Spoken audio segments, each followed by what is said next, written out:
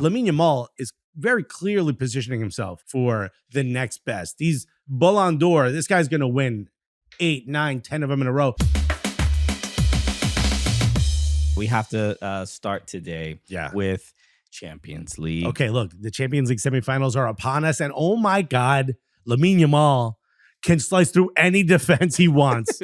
He had an incredible game. The Barca Inter game was absolutely incredible, and that's why it is our top topic, baby. Lamine, look, and we can't. It feels uncomfortable to talk about a child this much. It's like he's 17. Yeah, I mean, we mentioned after the Copa del Rey final, we talked about him and how impressive he was, and then this was a different scenario. So Barcelona hosting Inter Milan in the semifinal, and from the beginning, you wonder, hey, that Copa del Rey final was insane. Mm-hmm. I mean, Rudiger throwing ice at a referee, getting suspended 6 games. All the red cards. This game wouldn't be as exciting. No. It's just 120 minutes of just a frenetic, insane match. Where so you think he's like expensed himself, right? He's exhausted. For he's 17. This kid's got energy pouring out of his body. Not just him, for the whole team. I didn't know. I'm just wondering. They played that game on Saturday, right? In the evening. Mm-hmm. 4 days later, you're playing in the Champions League semifinal. How is this gonna go? And we saw how it affected them because they give up a goal 30 seconds into the game with Thuram scoring a goal, the fastest ever Champions League semifinal goal. Yeah. And so already Barcelona like, okay, we got smacked in the mouth very quickly. That's what I'm saying. Yeah, you got punched in the face. You realize, oh, it's game time. Yeah, game time. Okay, we can't we're still celebrating the other right. the Copa del Rey. But then they showed right up. I mean, this was a back and forth. At one point, I said to you, this is a basketball game. Like they're going shot for shot, goal for goal at this point. Sure. It was absolutely incredible. And part of me why I love this game is that you and I, we watched it from the studio. There were times where I would look away and then you go, oh, another goal. Then I'd be like, and then you would go like answer a text or blink. I don't know. And I'd be like, yo, go. I don't know why your impression of me celebrating a goal is an orgasm. Well, I've been meaning to talk to you about this. Actually, like I think the goal was scored. I'm afraid to look. To be honest, was that the equalizer? Yeah. Why does it smell like Clorox in here? Carter doesn't get it. All right, we're cut this out if you want. Cum smells like Clorox. What? You don't know this? What are you? It's an old joke. It smells like pennies. It smells like like the room has been bleached. I wouldn't know, bro. But you don't whatever know you do, all right. Whatever on-field research you do is all good. I feel like you guys don't leave it around enough. Anyway, yes, Lamine Yamal, specifically with him. What a segue. Jesus Christ, Christian. You couldn't even bring up someone else. Yeah, so Robert Lewandowski's injured, by the way, so he didn't play. But Lamine Yamal. Lamine, I thought after Barcelona were down 2 goals, and then he scores the first one for Barcelona. It was odd to see him be the one that like, hey, like essentially the captain of the team. It was odd? No, it was odd because he's only 17 years old, right? And for him to be the one like, hey, everybody, get on point, get sharp, like get ready for this game. And where the rest of the team was kind of following his lead, and again, after that game, and we'll probably get to it more, but the conversations and the comparisons about Lionel Messi, I had seen they're not going to stop. They're not going to stop, but then. I saw this on Morning Footy. Nico was talking to Guillaume Balaguer. I think this was before the game because again the comparisons between them two and the amount. There was something about the amount of this was Lamine Yamal's 100th appearance for Barcelona at the same age.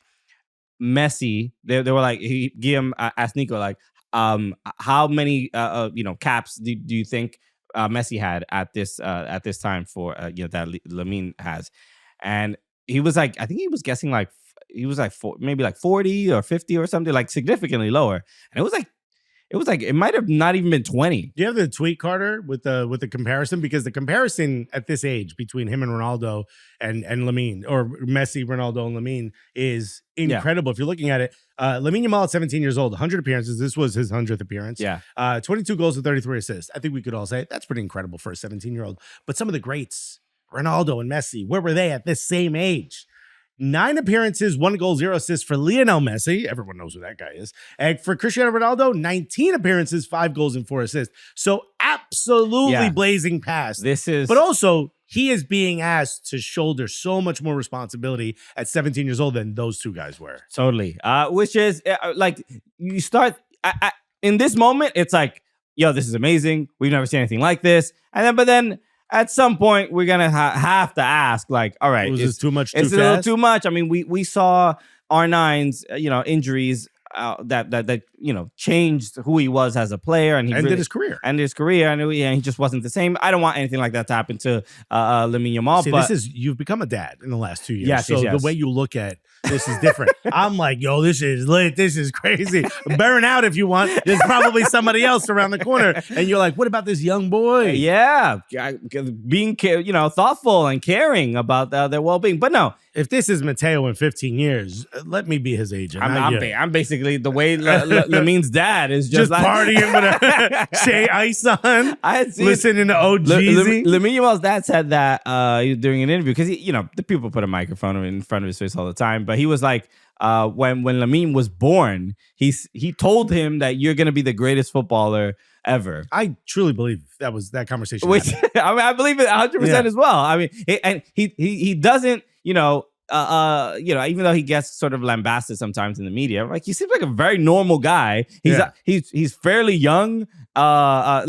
He's like a modern dad. I think people are prepared for like someone who listens to hip hop and wants to swag out a little bit. You listen to Kendrick and wearing a Yankee fitted, bro.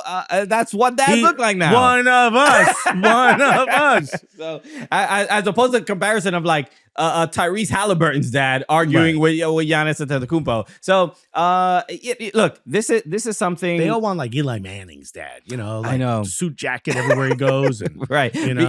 But all the Manning. I'm not allowed to have cheese this week. All the Manning kids and the grandkids behave like Archie Manning. They're all the same. Dressed like junior congressmen. It's so weird.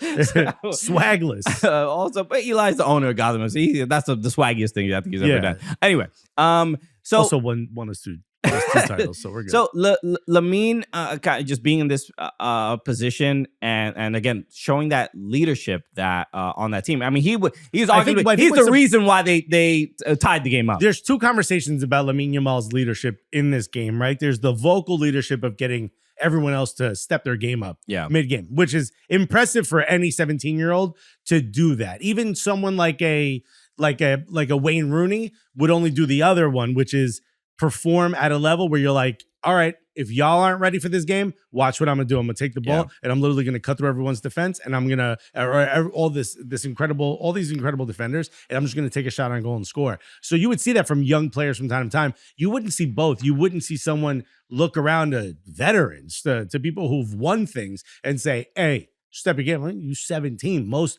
people don't have the gall to do that. Lamine Yamal is very clearly positioning himself to be the conversation for the next best. He's Ballon d'Or. This guy's going to win 8, 9, 10 of them in a row if he can stay healthy and have a longer career. Totally, yeah. There's a, he was asked, do you feel any pressure? And he was like, no, I left the pressure at home. Like, all right, well, it's just like, how do you know how to say these things? There's 17-year-olds around the world right now are like, I have a math test, and this kid's like, left the pressure at home, baby. And he's arguably pressure is scared of me. He does like TikTok dances, and he's like a goofy teenager. Yeah. And he doesn't allow any of that. That could easily, if he wasn't this good, it'd be like, oh wow, why is Barca signing this kid kid that all he does is just dance on the internet. Yeah, of course. And he's just like, I'm going to dance. I'm immune to it. And then I'm going to dance on the pitch. And I'm going to dance on y'all fools. So, that part of it, I think... I think, the argument about 100 men versus a gorilla, it might be one Lamine Yamal versus a gorilla.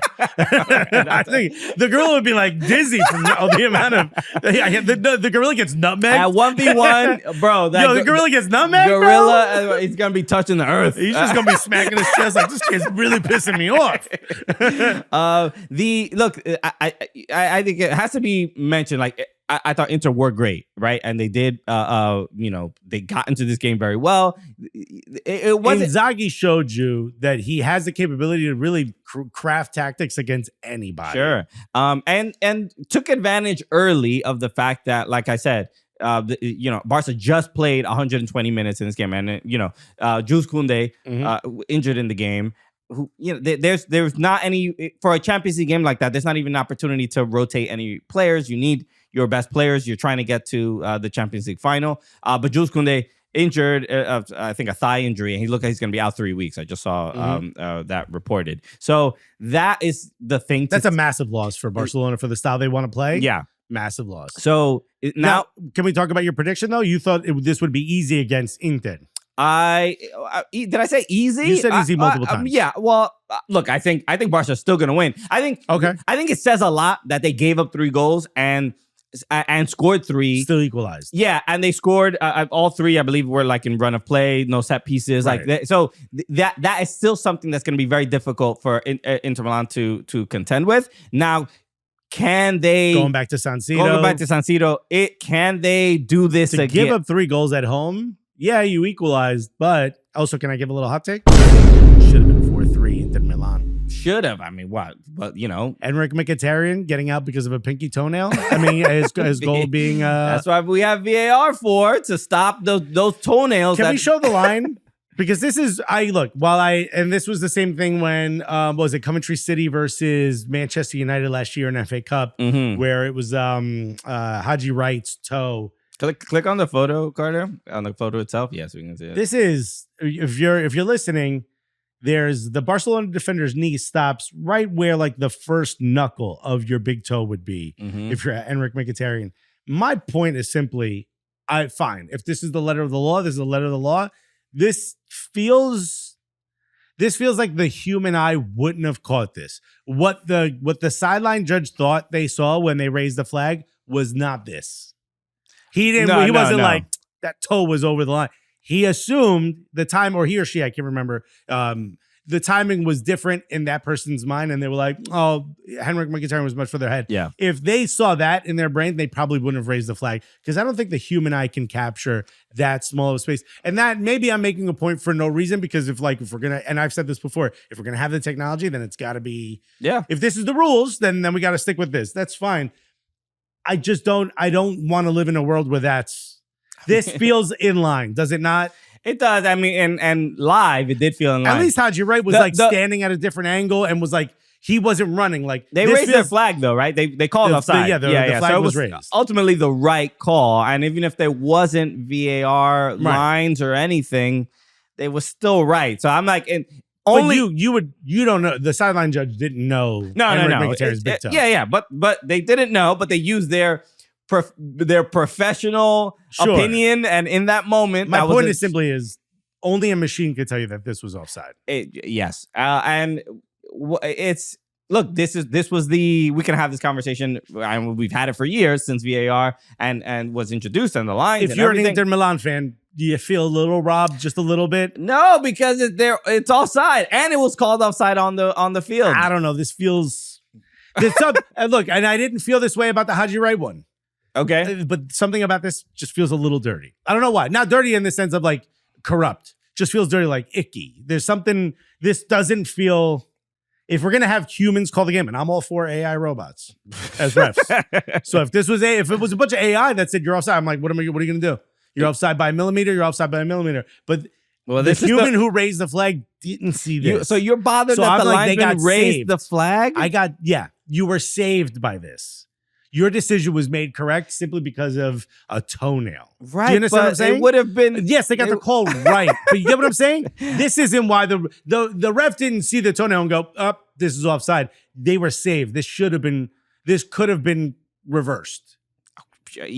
Yeah, I don't even know Do you get where. the point I'm trying to make? I get the point of like, yeah, the feelings around, but facts don't care about your feelings. All right, bro. Yeah, you're making me sound like Ben Shapiro. Though. Damn.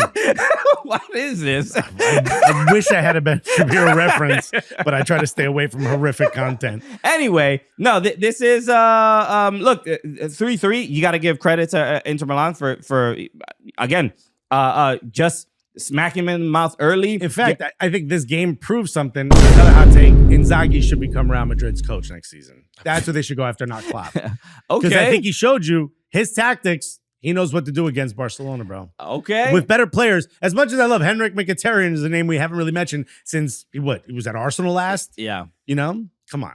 Okay. So in the second leg, I still think Barcelona get it done. I'm sticking with Inter Milan. With just more rested players, they'll have the opportunity to rotate players in La Liga, and I think they'll be more prepared and not give up goals like on set pieces and stuff like that. So we'll see how the second leg goes. But that easily the more exciting of the two semifinal games.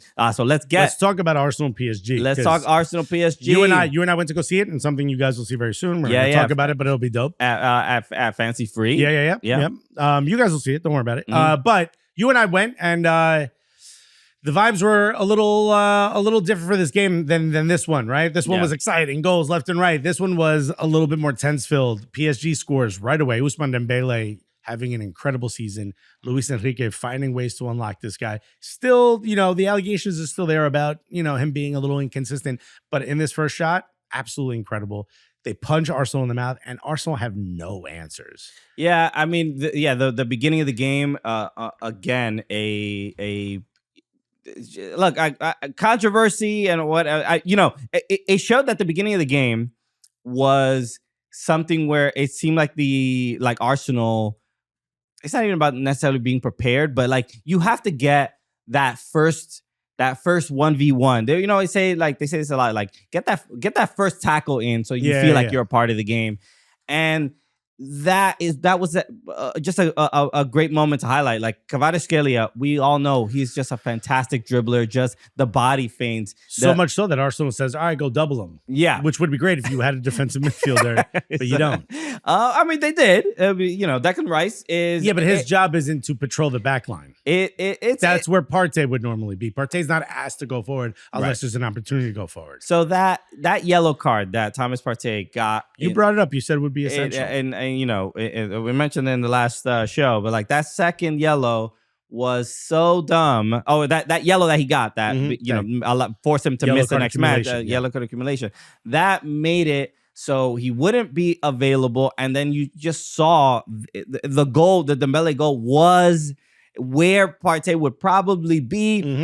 But it's a combination of Kvaratskhelia and that 1v1 against Timber. It was like, all right, let's see what we got. Let's see. It's like Kvaratskhelia testing him out and being like, all right, let me see what this defender is gonna, what this right back is gonna give me today. And then Timber being like, all right, let me see how I'm gonna, let me find. It's all jabs. Everyone's throwing a jab. Exactly. Let's see what the patterns are. Yeah. And Kvaratskhelia did a great, like kind of outside of the boot with his right foot, no look to Dembele, who was running up at the top of the box, and Declan Rice goes to double, and as soon as Kvaratskhelia feels the double team, pass the open player. But and can we break this down though? Okay, so you have a winger that's getting doubled, and he passes to the striker who's standing next to him at the top left side of the box, not where they're supposed to be, which was clearly Luis Enrique's tactic in attack, was to pull Dembele really far back, really out of position, and then force someone to commit. for someone, whether it's Kivior or Saliba, someone's got to leave the line to commit to this guy because there's no one else. He knew, all right, if Partey's gone, literally no one will be standing there. No one capable of handling Ousmane Dembele. And there were times where Ousmane Dembele would venture off and stand next to Vitinha. And there's no one in the Arsenal midfield that can handle that. So defensively, Luis Enrique figured out Arsenal, almost immediately figured out a weak spot, and that's where the game-winning goal comes from. Now let's do the reverse. Let's talk about Arsenal. Arsenal has a winger that gets doubled in Bukayo Saka all the time. Yeah. He has someone he could lay the ball off to standing at the top of the box next to him and Martin Odegaard. But what did Martin Odegaard have? Quite possibly one of the worst Champions League games or one of the worst games he's ever had. And on top of that, not someone who very often will put a shot on frame at the quality level that Ousmane Dembele will. He's someone who's looking to connect and facilitate. And with who? There was nobody up there. You can't compare Odegaard to Dembele. Dembele is basically a winger. But what you can do is simply say the tactics were shifted to affect Arsenal in a negative way. And Mikel Arteta did not do that. So after the game, when you and I were there, I was asked to do a quick interview on one of those post-game videos. And I simply said the fault lays 100% on Mikel Arteta's feet because he's the one who didn't shift the tactics to affect PSG, the way PSG's tactics shifted to affect Arsenal. Because if the ball goes to Martin Odegaard, why is Mikel Merino quite possibly the only player left that's not injured and can play the striker position? Why is he a defensive midfielder in this game? Why wasn't Zinchenko given a chance there? Or why wasn't somebody else? Or why wasn't Miles Lewis-Skelly maybe shifted in? You're young, dude. You could play defensive midfielder and let Zinchenko handle the left wing, the left back position, which probably not the best left back in the world. Yeah. But you get what I'm saying? Something different than having Mikel Merino stand back there when he's the only one that's qualified to be able to do something with his foot if the ball's passed to him that far up in the box. There was no one there that could qualify to do that job. As much as I love Leandro Trossard, that is not his best position. His best position when he's a forward is on the left wing. And that's the other thing I was going to say. There's no one on the left wing that's willing to release that pressure valve on Bukayo Saka because every time the ball goes to Martinelli's feet, he does something negative with it. He's afraid to run at a defender. He simply makes the easy pass, passing it back to a Declan Rice maybe or whoever's next to him. He never gets that. And the one chance he had, perfectly timed, not offside, gets him behind the defense, shows you what happens when someone with speed is willing to make that run after someone is brave enough to make that pass. And what does he do? He basically hands the ball to Donnarumma. Look, you're an Arsenal fan. Can you tell? What I'm simply saying is Luis Enrique made the changes that were necessary. One of the most important changes, and I know people are saying Martin Odegaard should have been benched midway through this game. Get Martinelli out of there. If someone on the left could be just a little effective, then it would relieve some of the pressure on Bukayo Saka and thus relieve some of the pressure on Martin Odegaard. It's very clear that Luis Enrique said if we could suffocate Bukayo Saka from getting any passes or having any opportunity, then we're going to be better off. And for most of the game, that's exactly what was happening. Yeah, and I would argue they did that to Martin Odegaard as well. There was just a lot of when Martin Odegaard had the ball, he couldn't really find any positive passes to make. So then let me ask you a question. You're boxing, right? Mm-hmm. And you hurt your right hand. What do you do? You've got 3 rounds left. What do you do? I'm hurt and I have 3 rounds left. You hurt your right hand. Oh. You're a right-handed boxer. You hurt your right hand. You got 3 rounds left. What do? You swing with what? Your left. Okay. We have none on the left. But look, the issue, we were looking at the bench for Arsenal before this game. Yeah, but that's we were even like, who are these people? Regens. We don't even know. I never heard of you, man. Respectfully, the squad itself. There was one player, though. I'm too old for this shit. Raheem Sterling. Raheem Sterling. Yeah, he's the guy we need. Dude, there was no one else. Yeah, there was. Look, and I wouldn't be that harsh on Martinelli. You're the only one. He had a great chance. You're the only one. Trossard had a great chance. Donnarumma. It's the Champions League semifinals at home. But I'm sorry, you have to hold your feet to the fire if you make that terrible. The only chance you have after having a relatively mediocre game, you get one golden opportunity. You got to hold your feet to the fire. If you don't do that. It's fine. I think it's perfectly valid. That criticism. I do think I'm just giving credit to Donnarumma. I think Donnarumma made 2 fantastic saves on Trossard and Martinelli. That just happens once in a while. And if if Arsenal get pumped 4 or 5 goals, I'd be like, yes, I again, all the criticism, totally valid. They gave up 1 goal. They gave up 1 goal early. And for momentum shifted. For the rest of the game, after basically 15 minutes, they are on the front foot. They're creating chances. And yes, they could have been burned, if Doué and I think, or was it Barcola or Gonzalo Ramos? If they make those, Gonzalo Ramos had a historic miss there. Yeah. If they make those, obviously it's a much different storyline. But Arsenal are good enough to score. They did it in the league phase. They can do it. It's not impossible. Set piece FC, bro. But again, and that's my team. It is the injuries. I mean, we saw the picture of when they go to the crowd, and it's Kai Havertz and who was it? The other injured players, Calafiori and Partey and everybody. And it's like they're just missing $120 million worth of many players that would be very useful right now. The other thing, as an Arsenal fan, I just want to bring up, and we can do this quickly, is the atmosphere was dead, and there was talk for days beforehand. Mikel Arteta was like, "Oh, if you got a ticket, bring your boots and your shin guards because we're gonna need you to be a part of this." And it was dead. And this happened the last time I was at PSG versus Arsenal, which, by the way, I said was 4-0. I think it was 2-0. I was a little lit. The PSG away fans are completely out. I mean, but that's how PSG they do. travel, sure. Yeah. But you've got 60,000, they got 10,000, or however many they are, 3,000, and you can be a little bit louder than them. And credit to Ashburton Army, who for years have been trying to build up the Barra Brava or the ultra, sort of fandom. Stadiums in England don't really have this. They have condescending chants. They don't really do drums and chanting for 90 minutes. Right. That PSG do absolutely wonderful. We've been at Parc des Princes. It's super impressive what those ultras do. That they want to bring that. So Ashburton Army and Arsenal have been at odds, right, over some of the chants and some of the stuff being said. So it's been dwindling the numbers of Ashburton Army and the effectiveness that they're trying to have right next to the away section. Mm-hmm. But things were going to be different. They got a tifo approved, right? They have the lines to make a massive tifo. You don't see this often in England. They want to bring that true ultra feeling. So they designed 3. We have the designs here. If you're listening, you can look it up. But if you're watching, you can see them. They're not condescending. I mean, these don't seem aggressive or violent. They look like a soft sort of like AI art that we're sort of seeing lately. Like, it's somewhat cartoonish. I mean, look at Saliba, right? This is if you don't know what it is. The first 2 are Mikel Arteta playing chess. One of them says 1 by 1 they fall. The other one doesn't have any, and it says La Casa de Mikel on top. The second one, it's him playing chess, actually moving the piece, but no words are being said. There's players behind him, and there's also some of the V for Vendetta guys, which I think is the Ashburton Army sort of. What's the guy's name? What's the guy's name? I forgot the guy's name. Wasn't it just V? No. The mask. The Guy Fawkes. Guy Fawkes? Yeah. He sure does, dude. Let's go. Anyway, never heard that name before. That was off the top.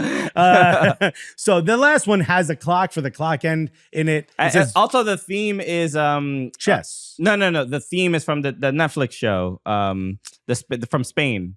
The thieves or whatever that they. I have no idea. I didn't know that. They're wearing the red. I forgot the name of the show.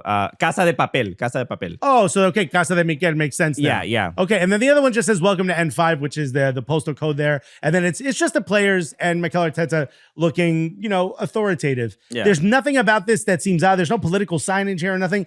The team denied all 3 of these. And by the way, Ashburn Army did a GoFundMe to collect over £10,000 to be able to create this and lift this at the game and create the right atmosphere for a Champions League home game. And they said no to all these. They denied it, yeah. They denied all 3. So the only thing that was lifted was a cannon. The flag they wave when they score, which is a little bit embarrassing. I mean, you see, Oscar has probably the most viral tweet, which is what in the FIFA career mode. This is embarrassing. And by the way, there's a lot of conversation about how dead the atmosphere was. And I'm not saying it's because of this tifo, but these conversations need to be had because I understand Arsenal's point, which is they don't want to come across as too aggressive or disrespectful to the opponent. When I took the tour of the stadium many, many moons ago, they made a real point to say, like, in the press box where the owners of the clubs or the presidents of both clubs would meet, Arsene Wenger made a point to say, make sure you have flowers with the colors of the opposing team, even if it's their biggest rival in Tottenham. Get flowers that are white. Show welcome, they say. So they want the atmosphere to be welcome and respectful. We're here to have a match where we're gentlemen. The fans clearly want something different. Something needs to be a conversation needs to be had between Ashburn Army and Arsenal as a front office to say the atmosphere needs to change. It needs to become a little bit more lively at the stadium, especially for important European nights like this. The game deserves an Arsenal that has a more ravenous fan base. Now, I understand you don't want it to get out of hand. There's clearly some PTSD from how bad the fans used to be back in the Margaret Thatcher days and all that. Mhm. I'm all for, stifling that. What Ashburn Army was asked to do here, and I don't know all the past problems they've had with the front office, but what they asked to do here was for the betterment of the game itself, for the viewer, the Arsenal fan, and the fans around the world like us, and people who wake up at dumb early in the morning in other parts of the world who go watch this game to see or hear absolutely nothing happening in the stands, and to see this almost kills a little bit of the enthusiasm. I agree. Yeah, I mean, I can, I've been to the Emirates, and I'm only one time, but this is like a match day experience kind of, venue administrator person that like figures out all these details. I'm sure it's a conversation around a conference. Yeah, I mean, table. I saw the criticism as well. I mean, I think the thing that hurt the most is giving up a goal 4 minutes in. That's gonna affect how that's also the vibes in the stadium. But I think you get the conversation that's being had. Yeah. It's just it's not Boca, it's not River Plate, it's not. Like the Argentinian sort of fan base. There's nothing intimidating about this tifo. There is not, and this is just a it should have been the word cannon. This like an off-white. I'm like, all right, we got something. Just put it up there. It looks good. Take a photo. And go home or whatever. But this is like when you're a kid and you have to wear the sweater your grandmother. This ain't the reason they lost this game. I never said it's the reason they lost the game. But if we're gonna have a conversation about the atmosphere, Ashburn Army is trying. Sure. I mean, like England itself could take a lot of pointers and direction from like how other countries do it and stuff like that. So God forbid they hear that. No, look at Argentina, like you referenced. Look at Uruguay. Look at Ecuador. Look at Colombia. Look at Morocco, bro. Some of these countries really know the fans. To me, it's like some of these clubs are just. Maybe it's because the clubs are just like brands now, and it's difficult to make everybody happy, so they do nothing. Bro, Boca's a brand. It is, but like banners. But that is the brand. Nobody's gonna go away from that. That's what it seems like to me. Anyway, that's a much longer discussion, which we'll have another day. Let's get to our conversation with Iliman Ndiaye of Everton. Incredibly dope of him to join us. No birthday gift for you. This is my gift to you, bro. Thank you so now much. Now go get me the Ford Escort Cosmo. Get Martin Odegaard on the show. You can yell at him. Yeah. All right. So here it is. Here's our conversation with the Everton midfielder, Iliman Ndiaye. Oh my goodness! It is an absolute honor. This is always a nice little treat when for you. Even look, you've been grinning ear to ear this whole morning because this year as an Everton fan and for Everton fans, going into the beginning of the year, you sort of every year, the last few years, you don't know what to expect. You don't know. We just know it's going to be an emotional roller coaster. Right. And the guests, but you give all of your heart, your soul, and your faith. That is what they always say. This club it changes you. Something about. And this man has brought me some level of peace and security that I didn't think I would be having. You know what I mean? So this is, obvious. It's always an emotional roller coaster being an Everton fan. And our next guest is just someone who has endeared himself to the fans, to all the supporters. And I'm absolutely thrilled to be joined by the one and only Iliman Ndiaye. What's up, brother? I'm good. How are you? Very good. Thank you so much for taking the time, man. I appreciate it. I know you just stepped off of the pitch of training. So I hope you can catch your breath. We're gonna hopefully we don't make you laugh too much where you get too tired. Right? Well, working your abs, so we're helping. You know what I mean? But Iliman, dude, thank you so much for hanging out with us. This is obviously, as an Everton fan, it's always a really dope to get to do stuff like this. But you are you're easily becoming like a fan favorite, and I want to get to your background a little bit, but. The one thing about you, as soon as you started playing for Everton, it's like dude, this is one of the silkiest Yo. dribblers I've ever seen in my life. Man's wavy, bro. Okay, and it's something throughout. When you think of Everton, sometimes it's like a blue collar kind of tough, get stuck in kind of stuff, and then you bring this swag to the team, and I'm like, all right, I'm enjoying this, and there's a little bit of like. When you bring that kind of class and quality and even style, what's the balance of, all right, I know what the club needs, and I know we're always kind of worried about relegation and all this other stuff, but still being like, I got to be myself and I got to do what I got to do. So how do you balance both of those things when you join a club like Everton? I think for me, it's easy to balance. Obviously, first of all, I like to work hard, but then I put my ability, for the team. Like, they got me for what I can do, dribbling and helping the team win games, like scoring goals and assists, But obviously knowing that I'd come here, knowing the style of play of the team, I knew that I'd have to work hard. So I do that, naturally, and then obviously the dribbling things, it just comes naturally too, because I've been doing that since I was young. So. Yeah, and we read up a little bit. I mean, obviously, Christian already knew this, but I read up and found out your father was a choreographer, a dancer, and that teaching you how to dance early on, you kind of use those moves on the pitch. Now, here's the thing. Christian and I are both Latin Americans, okay? I'm Cuban American. He's Dominican American. I learned to dance when I was young. How come I don't play like this, bro? What happened to you? What dance did you learn that made you that good on the pitch? I got none of that. I got merengue in me. I've been doing salsa out there all day. I don't dribble like that, though. I'm two-stepping, and all these balls are going past me, bro. What dance did you learn, or what was it that you think you were able to translate to the pitch? So it's everything that had to do with body movement, like body feints. Obviously, I'll be doing it with a football. Like, my dad would do it with his body, because he used to be a dancer, and I'll just recreate it with a football. So like, for example, if, I don't know, like, trying to go to the left side, I'll do like a body feint that side, and then so I can go that side, That's everything to like send the player the other way. Right. But like, just my dad just done it to me, like, since I was young, and it just got easier for me to like start doing body feints, It's more like body feints than dancing, but because my dad used to recreate a lot of things with the dancing, then I just try to replicate with ball, It's smart, the body control. It's probably hilarious when Iliman is actually dancing with the woman and she's just flying the other direction. She's like, oh, I didn't know you were. He faking her out, bro. Oh, you thought I was going left side? You gotta keep up with me. Yo, Iliman was at the club, bro. Homie did a bicycle kick. It was crazy. But so you had done a you were telling your story. It came out on the Everton YouTube channel. I was watching it recently, and there's all this footage of you as a child.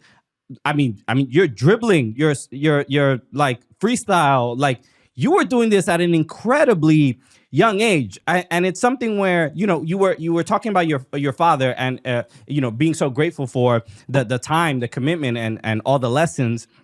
And I'm watching it, and there's part of me, I didn't have a dad that involved, and I'm watching this, and I'm like, you got an African dad that is there. He seems like he loves you and showing you all this care. He's even filming you. He's filming you. I'm like, this is already like he's like a unicorn, bro. This is nobody gets this kind of dad. You won the lottery, don't you think?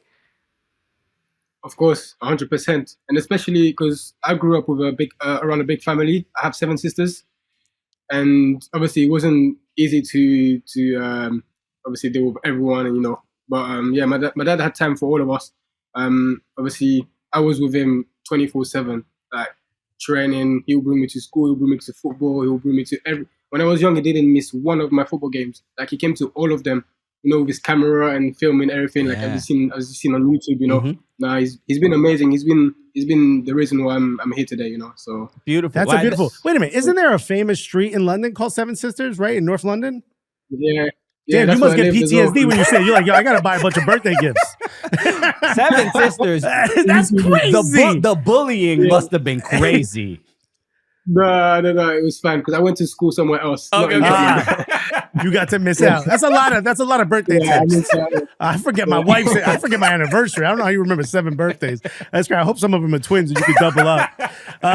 But I think one of the things that astounded me about you is you grew up a little bit in France, just outside of Paris, north of Paris. And I'm going to mispronounce it, but Rouen?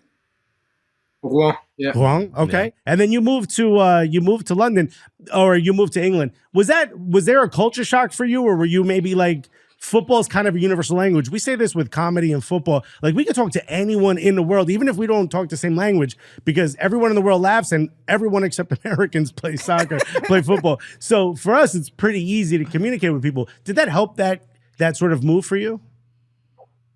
Yeah, it helped a lot.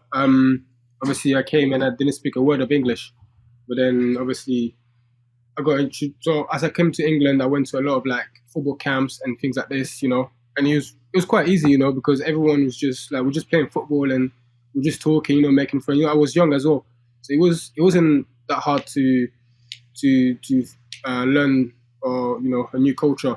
I was just going on about my business, and then obviously I went to school as well, and that's how I made my friends via football. My first day at school, I had PE, like sports, and I was just playing football, and then that's how I made my friends. They just saw how good I was, and then that's how I went on. So yeah, it was kind of easy to get introduced to in England. Yeah, I'd be your friend too. I'd be like, you see, he's on my team. He's on my team. Yeah, I'll pick him up. It's a superpower to like make friends. So we're obviously joking around about Americans and their interest in the sport, but it is growing a lot. And Huge. And Everton are making their way again to United States. And every time I love when Everton play in the U.S. because we get to it feels like a little bit of a pilgrimage. Like everybody gets together. All the American Everton fans meet in one location. Have you played in the U.S. before or anything like that? Like, is this your first time? Yeah, that would be my first time. Yeah.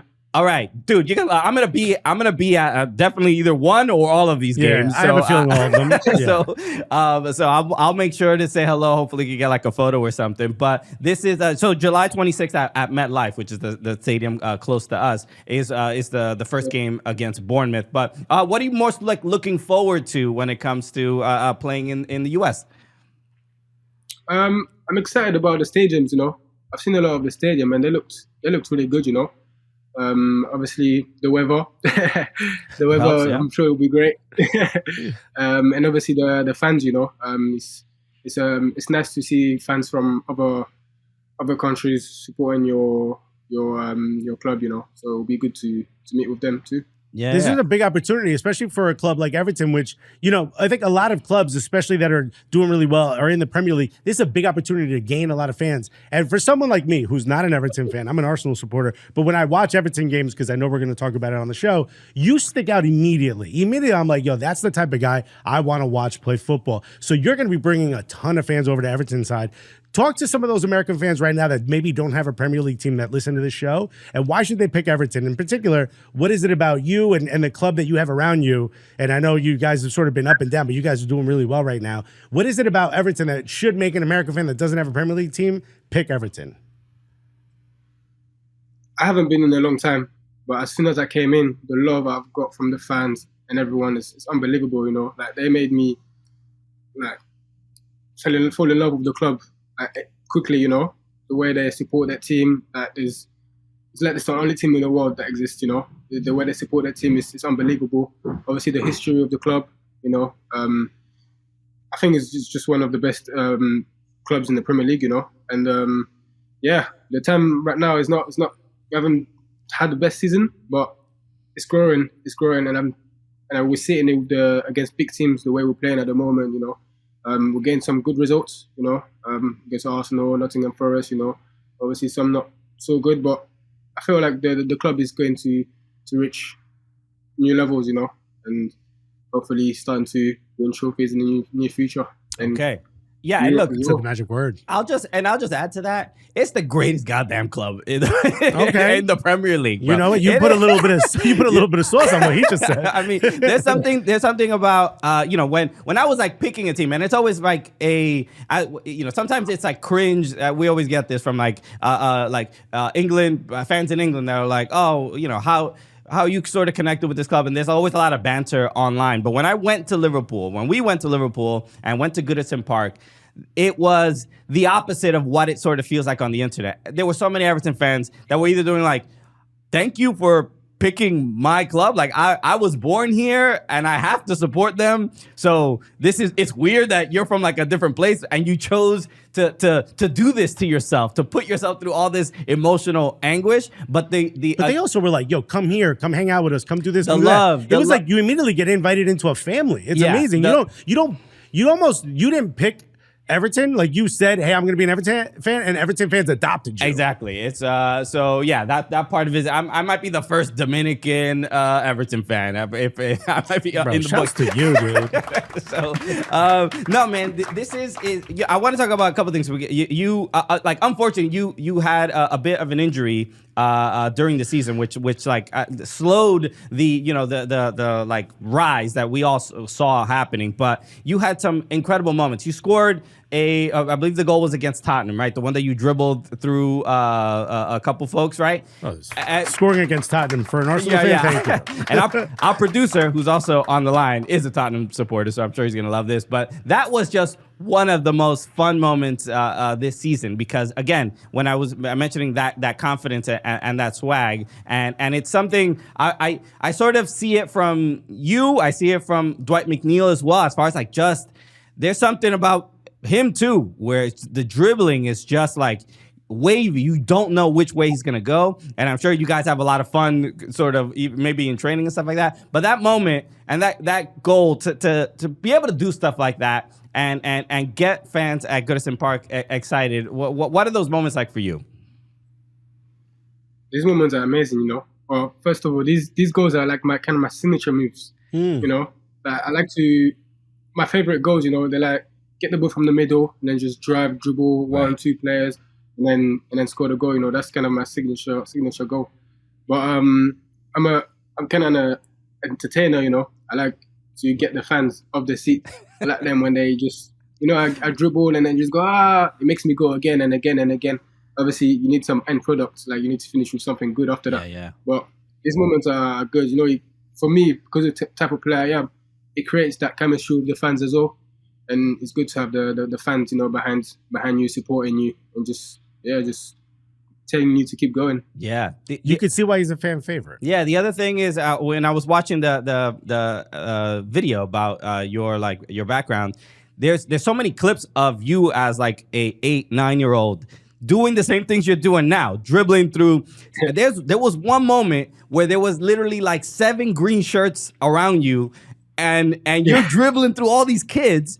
And so there's a little bit, sometimes, you know, you'll scroll through Instagram and TikTok and you see kids like dribbling and people are always like, oh, this is going to be the next big thing or whatever. Yeah. But there's the comments are sometimes like, yo, does this kid pass? Does this kid pass the ball? And then I'm watching. So I'm wondering, like, as a child, how much was that supported? Or how much was that like trying? I'm sure there were coaches. Well, that didn't the media call you like the next Zinedine Zidane in France?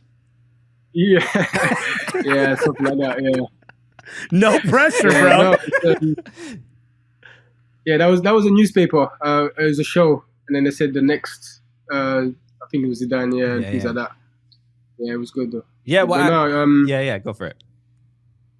No, obviously I do pass. I do pass the ball. When you're young, you just play. You know, it's free.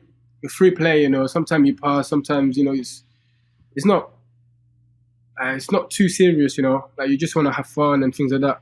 I mean, for me, I was kind of preparing for the future. You know, at that age, I kind of knew where I'd want to be in the future. So all these dribbling things, videos, and things like that, where like I've been like day and night, I'm just practicing these things, and then I just want to redo it on the pitch. You know, that's just how I am. Yeah, some coach would get angry. Some coach would shout at me, pass the ball. I'm like this. Yeah. You're like, hey man, I need the highlight tape. Dad's filming, bro. I do want to ask. There's first of all, seeing you play, I get all of this, man. You're so calm, you're so chill, you're comfortable. You can see how comfortable you're on the ball. All of this makes sense. Now getting a chance to meet you, and I hope I get to meet you in person. But there's a player you played with on your team called Jack Harrison. Many years ago, he started in New York City, and we are big New York City FC fans. Yeah. So we wanted to honor him. And we named a sandwich after him. Now, I know that may not sound like anything, but in New York, that's one of the biggest honors. That's as close to getting knighted as a New Yorker gets. And I'm not making that up. It's a big deal to get a sandwich named after you. If there was an Ndiaye sandwich, what would that have in it? Ndiaye sandwich. It'd probably be basic, you know. Just put something like chicken, a lot of cheese. I love cheese. Okay. I'm in. Fromage. Okay. Okay, I know. Fromage American.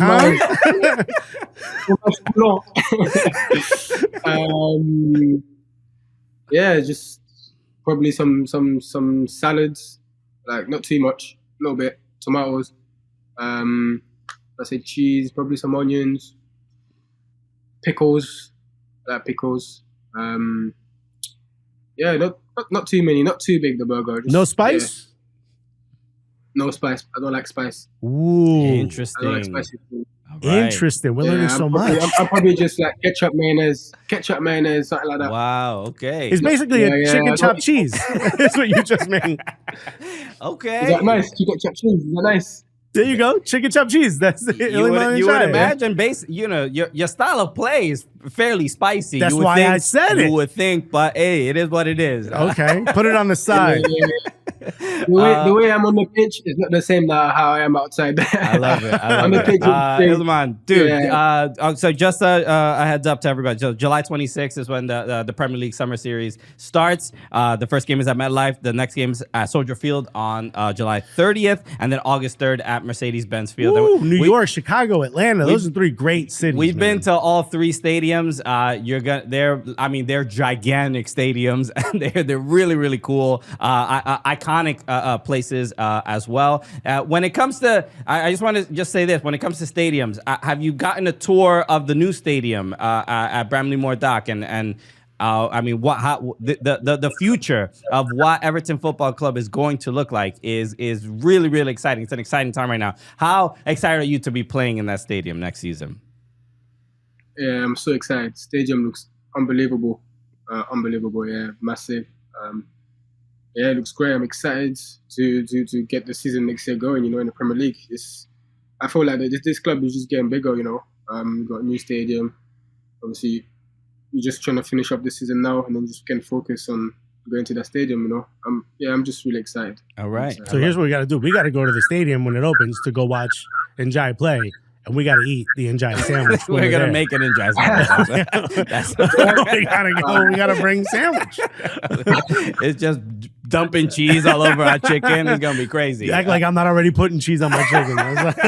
Iliman, dude, seriously, as an Everton fan and even, just as Cooligans and just thank you so much for being on the show. It's a really, really cool experience and excited to obviously finish out the rest of the season and then also get to see you out in the States in the summer. So best of luck going forward, brother.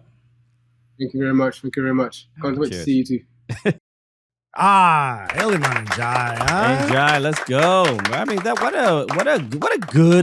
what a good guy. First of all, he laughed at all our jokes. So already I'm thinking this guy's a genius. This guy gets it. You know what I mean? He's not just smart on the pitch, but off the pitch he's getting it, Exactly. So, it's always a thing, especially when we talk to Premier League players. I'm like, are you prepared? Are you prepared? But it's also, they're heavily chaperoned. There's always someone standing just off the shot. You know what I mean? There's always making sure, hey, we don't want him to say the wrong thing. We don't want anything too controversial here. But I thought he handled it well, joking around and it's just a good. I was talking to some people in the Everton group chat. I was like, I spoke to Iliman Ndiaye, and they were like, this is like. I'm like, I'm the cool guy today. Yeah. All right? How's this American getting all this? Let's talk a little bit about Champions Cup, CONCACAF Champions Cup, because Inter Miami are out of it. Booted. They are gone, yo. You got dusted by Again. Vancouver, who are having an incredible season. Yo, shouts to Sebastian Berhalter. Sebastian Berhalter, just like his daddy, Damn. dominating. This is look. Inter Miami getting knocked out. They lost last year's Champions Cup. They lost to Tigres, and that was circumstantial. Messi was injured and blah blah blah. No, Messi was here for this one. Messi was available He was for both watching. games. He played at BC Place. He played in Fort Lauderdale, And it didn't matter because Vancouver won in both games, right? They won. They 1-0 won both? the first one, 2-0 the 2-0 first the first one, and then this one they won 4-1. 4-1. 4-1. No, 3-1 because it was 5-1 aggregate. That's crazy. But you had brought this up before about the roster that Miami has to deal with, how it's affected their ability to play these games. Miami, I would Which, say you they're know- a worse team this year than they were last year. Can we just say, just off the rip, that sounds insane. The roster's not good enough. They got like 4 It's not- legendary names. But the legendary names are gonna. We know what they're capable of, and we know what they're gonna do. But the rest of not the roster, defending. we know that. The rest of the team is gonna essentially just be the culture of the team as well. Like, I mean, yeah, we understand the impact and influence that a player like Messi and Suarez and Alba and Busquets have, Mhm. but it's you even in the way they play now. Noah Allen, Yannick Bright, Falcone, was it Cello Welgant? I forgot to pronounce his name.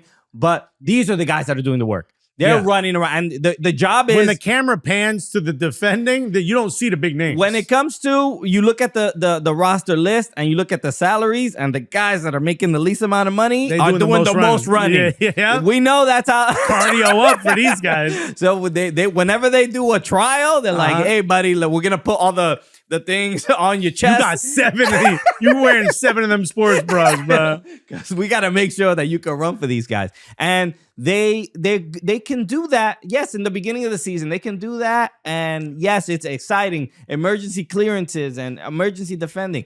Love it. It's entertaining. Gets your heart rate up. But Vancouver were just a team that were just better from top to bottom. Luis Suarez and Lionel Messi in both of these games, what the goal and assist contributions? One assist. Yeah. It was, for me, looking at this, the names should be carrying the load, right? Yeah. Offensively. And they really weren't able to do it. Vancouver stifled them a little bit in that sense. And also just on the attack, they are prolific.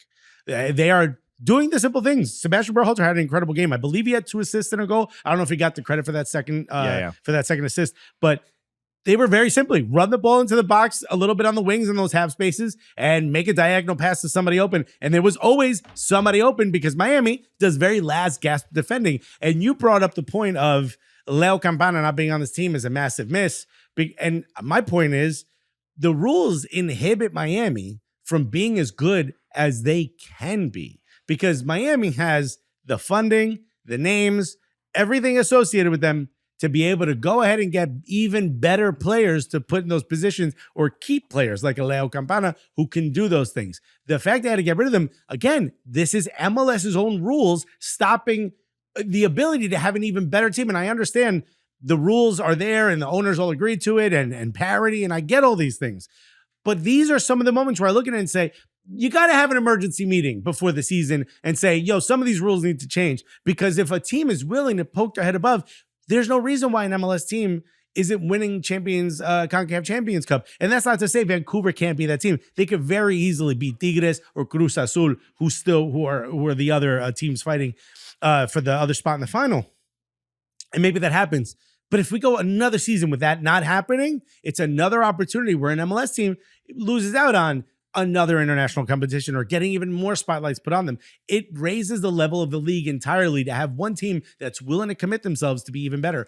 Bayern Munich being good in Champions League or winning Champions League helps Bundesliga.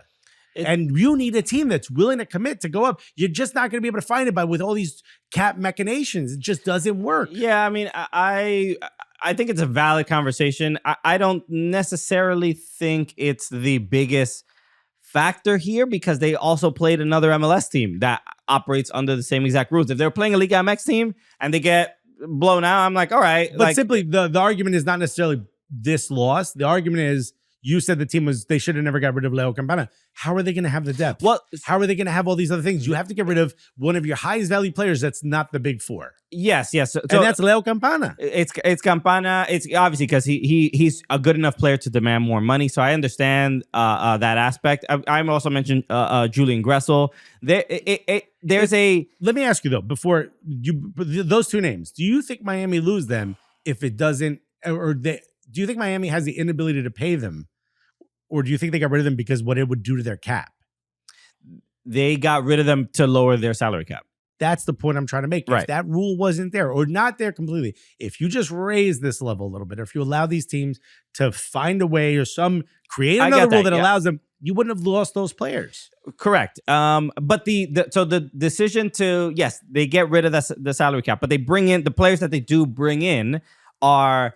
So this is the main issue, the profile of player, like Julian Gressel, not necessarily the fastest of players, but a player that's good in possession, good at building up play, sending in crosses. Yeah, can play in the midfield, can play on the wing, can play in the defense. A good piece to have. So all I'm saying is that the team was better last year. Mm-hmm. And yes, they made salary cap decisions and they brought in new players that I think don't fit the profile that help the big four that they have on their team. So like Segovia, the main issue I think that Inter Miami has is that the players are too similar. So a player like Segovia, who's really good on the ball, Redondo, really good on the ball. Allende, also really good. Like they have like 3 dribblers in the midfield. Yeah. They have players that kind of need the ball a little bit to be to impact the game a little bit more. So that is not the type of they need a couple guys that are just like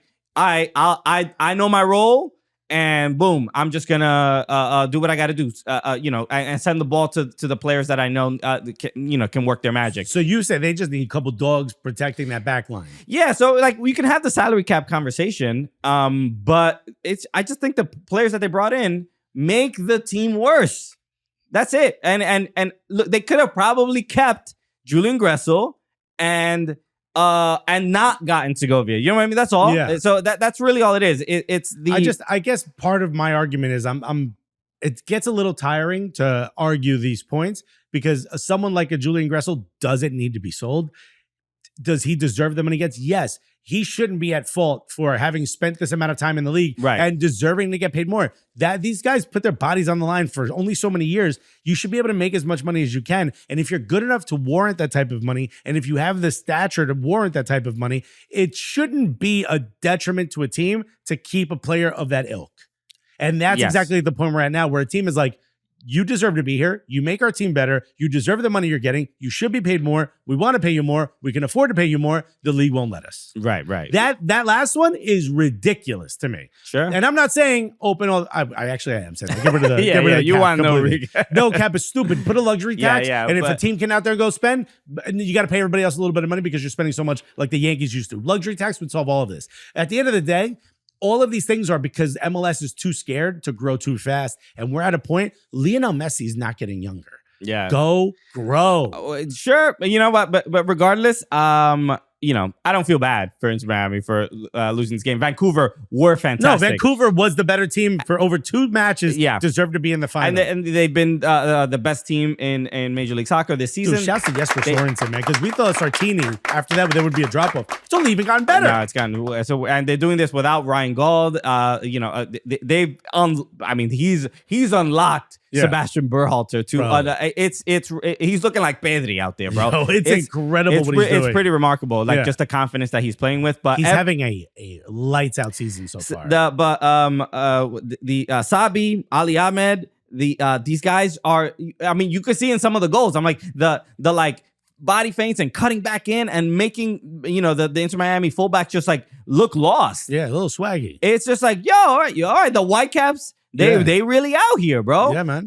So that part of it is just it's been impressive, and I would be at this point. I would be surprised if Vancouver Whitecaps don't go on and win the whole thing. Bro, if you're a Vancouver, hit us up, bro. I've never been to Vancouver. Have you been to Vancouver? I've never been to Vancouver. I would love to go it's- see a match at BC. It is my bucket list thing to do because I would like to go to Whistler to snowboard. So if anybody got discount on lift tickets, You know, at the beginning of the show, if you guys listened to it, I asked you what you could have for your birthday. You went graphic card. You could have said an all expense paid trip to Whistler, dude. okay, but I didn't because you know. Now let's put that out there. He wants to go there, and I just want to go to a game. So let him snowboard. I'll go to the game. We got to go check it out. I mean, Vancouver is an incredible city.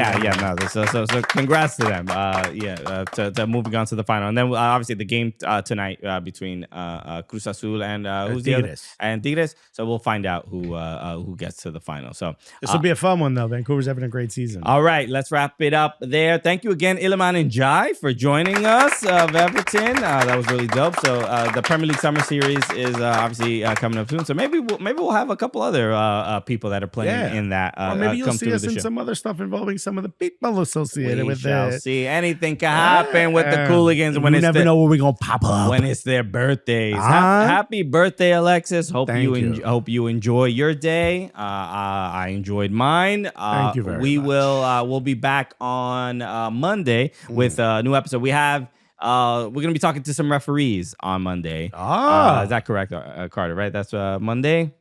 Yeah, Carter, our producer has- just threw his hands up to the. How am I supposed to know? You're the one who's supposed to We know. do. We have you. I saw the email. Every time you do this, it ends up not being that. So please stop doing Who this. cares? All right, but go check. We're gonna be Just stop doing this. You don't have to do this. We're gonna be talking to some referees. Maybe, maybe not. Oh. Allegedly.